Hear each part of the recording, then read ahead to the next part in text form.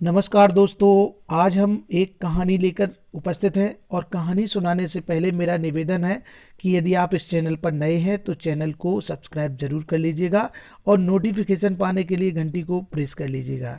दोस्तों, कहानी से पहले मेरी दो पंक्तियां हैं जो मैं सुना दूं आपको कि अच्छा बुरा काम यदि कीजिए परंतु पूर्वा पर सोच लीजिए, बिना विचारे यदि काम होगा तो कभी न अच्छा परिणाम होगा।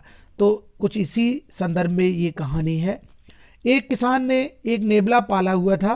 नेबला बहुत चतुर और सौम्य व्यक्ति था। एक दिन किसान कहीं गया था।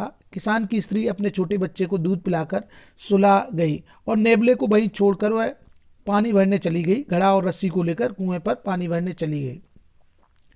किसान की स्त्री के चले जाने पर वहां एक काला सांप बिल में से निकल आया। बच्चा पृथ्वी पर कपड़ा बिछाकर सुलाया गया था, सो रहा था और सांप बच्चे की ओर ही आ रहा था। नेबले ने यह देखा तो सांप के ऊपर टूट पड़ा।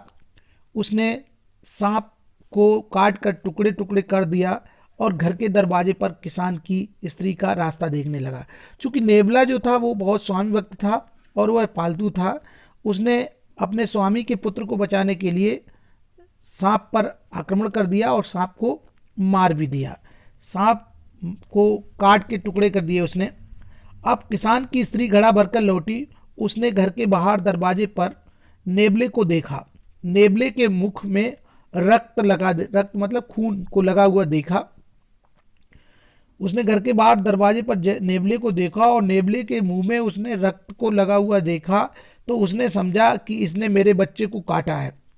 दुख और क्रोध के मारे भरा घड़ा उसने नेबले पर पटक दिया। बेचारा नेबला कुचल कर मर गया। जो नेबला इतना स्वामी भक्त था कि उसने अपनी जान पर खेलकर किसान के पुत्र को बचाया और उसी के कारण उसकी मृत्यु, अपने आप का जीवन अर्पित करना पड़ा। वह स्त्री दौड़कर घर में आई। उसने देखा कि उसका बच्चा सुख से सो रहा है और वहां एक काला सांप कटा पड़ा है। स्त्री को अपनी भूल का पता लग गया। वह दौड़कर फिर नेबले के पास आई और मरे नेबले को गोद में उठाकर रोने लगी।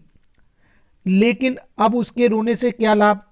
इसलिए कहा गया है ना, गिरधर दास जी ने कहा है कि बिना विचारे जो करे सो पाछे पछताए, काम बिगाड़े आपनो जग में होत हसाए।